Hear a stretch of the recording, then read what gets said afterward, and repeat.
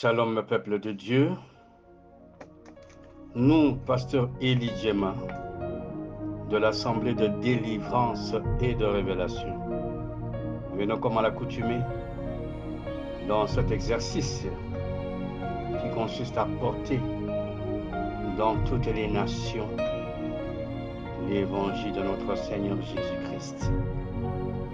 Ce jour, nous avons comme thème argile, terre sans valeur. Et pour ça, nous allons lire dans Jérémie chapitre 18, versets 2 à 6. Nous disons au nom de Jésus-Christ. Lève-toi et descends dans la maison du potier.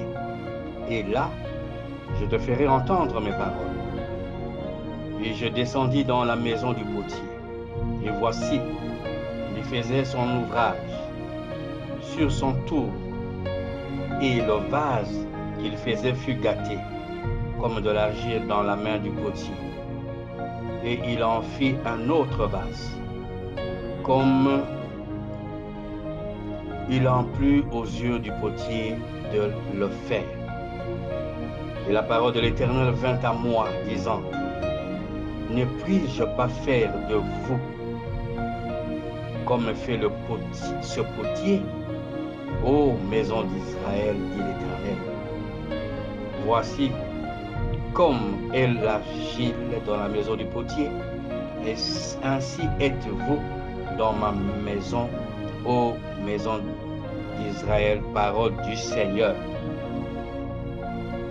L'argile est une terre molle en forme de la pâte. Elle est à la portée de tout passant. Elle est foulée aux pieds des passants qui n'en savent pas l'utilité. Cette terre est vue, elle est piétinée même, donc elle est sans valeur. Ainsi sont nombre d'entre nous dans nos sociétés, dans nos familles, dans nos communautés ecclésiastiques. Sommes sans nom, sans adresse, sans importance, sans mission, bref, sans valeur. Seulement, Jérémie 18:5 dit ceci. Et la parole de l'Éternel vint à moi disant, ne puis-je pas faire de vous comme fait ce potier, ô maison d'Israël, dit l'Éternel. L'argile, cette terre qui n'a pas de valeur pour les autres, est valorisée par le potier qui lui donne la forme voulue. Le potier est le maître d'art. Toi qui es sans valeur, toi qui es sans importance, toi qui t'inquiètes à tout bout de champ, ne pleure plus. Attends ton temps où tu seras entre les mains du maître d'art, afin qu'il te donne la forme et de l'importance. Seulement, ne forcez pas les choses au risque de devenir comme Absalom, qui, bien qu'étant fils de David, n'a pas goûté au miel de la royauté. Bien-aimés dans le Seigneur, nous voulons épingler quelques cas des personnes qui, au départ, étaient de la maison du maître. Je voulais dire, qui étaient de terre argileuse et qui, au passage de la main du maître, en sont sorties valeureuses. Nous allons prendre le cas d'abord de Moïse. En lisant Exode chapitre 2, versets 1 à 4, il est écrit, et un homme de la maison de Lévi alla, et prit une fille de Lévi, et la femme conçut et enfanta un fils. Elle vit qu'elle était beau, et elle le cacha 3 mois. Et comme elle ne pouvait plus le cacher, et il prit pour lui un coffret de jonc. Il l'enduisit de bitume et de poix, et mit dedans l'enfant et le posa parmi les roseaux sur le bord du fleuve. Et sa sœur s'éteint à distance pour savoir ce qu'on lui ferait. Parole du Seigneur. L'homme n'est que ce que veut l'Éternel. Ce bébé de Moïse était placé dans ce coffret. Ce coffret pouvait être emporté par les flots du fleuve Nil. Rien ne pouvait ni plus les regards de sa sœur de couler sous les eaux ou de couler avec le courant d'eau. Seulement, il y avait une maison, il y avait une main invisible qui maintenait ce coffret jusqu'à l'arrivée de la fille de Pharaon. Le potier malaxait encore de l'argile pour en faire de ce Moïse le libérateur des enfants d'Israël. Un autre cas. Nous allons lire Genèse chapitre 21, verset 1 à 6. Il est écrit: Et l'Éternel visita Sarah, comme il en avait parlé. Et Sarah conçut et enfanta à Abraham un fils dont Dieu lui-même, Dieu lui avait parlé. Et Abraham appela le nom de son fils qui lui était né, que Sarah lui avait enfanté, Isaac. Et Abraham circoncit Isaac son fils à l'âge de 8 jours, comme Dieu le lui avait commandé. Et Abraham était âgé de 100 ans lorsque Isaac, son fils, lui naquit. Et Sarah dit: Dieu m'a donné le lieu de rire. Quiconque l'entendra rira encore avec moi, parole du Seigneur. Pourtant, dans Genèse chapitre 17, verset 17, il est écrit: Et Abraham tomba sur sa face, et il rit et dit en son cœur: Naîtrait-il un fils à un homme âgé de 100 ans? Et Sarah âgée de 90, enfanterait-elle?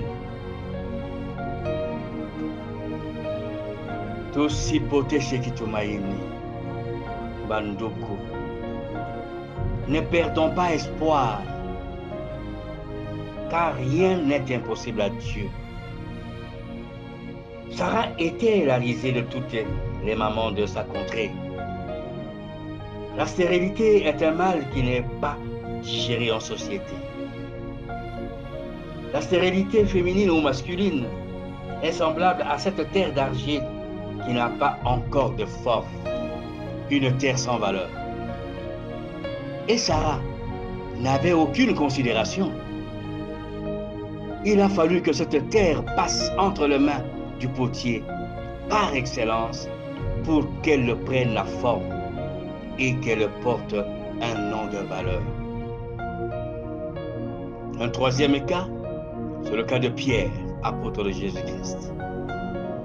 En lisant Matthieu chapitre 4, versets 18 à 20, il est écrit: Et comme il marchait le long de la mer de Galilée, il vit deux frères, Simon-Pierre et André son frère, qui jetaient un filet dans la mer, car ils étaient pêcheurs. Et il leur dit: Venez après moi, et je vous ferai pêcheurs d'hommes. Et eux, aussitôt ayant quitté leur filet, le suivirent, parole du Seigneur.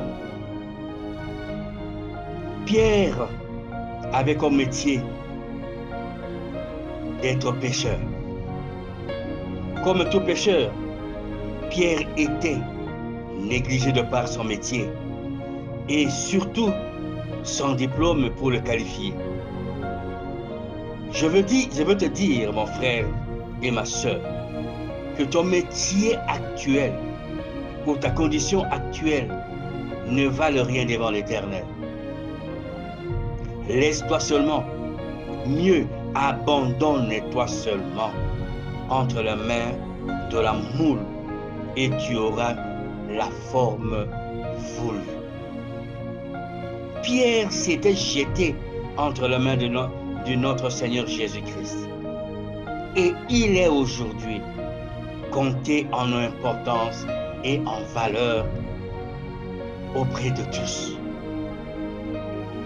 Bien-aimés dans le Seigneur, Romains chapitre 9, verset 21, de se demander, le potier n'a-t-il pas pouvoir sur l'argile pour faire de la même masse un vase à honneur et un autre un autre à déshonneur? Au verset 20 du même chapitre, il est dit, mais plutôt, toi, ô homme, qui es-tu qui conteste contre Dieu? La chose formée, dira-t-elle à celui qui l'a formée, pourquoi m'as-tu fait ainsi? Aujourd'hui, tu es une terre argileuse, tu es une terre sans valeur. Demain, entre les mains du Maître, tu trouveras ta valeur. Ainsi, nous sommes appelés à ne point nous lamenter, à ne point nous vivre en désespoir, parce que, autant voulu, lorsque nous allons passer entre les mains du Maître d'art, nous allons avoir la forme qu'il faut et de la valeur aux yeux de tous. Maranatha, Pasteur Eli Djema, ouvrier de la 11e heure. Pour tout contact éventuel, plus 243 89 18 78 834. Ou vous pouvez nous joindre dans notre chaîne YouTube en écrivant Assemblée de délivrance et de révélation.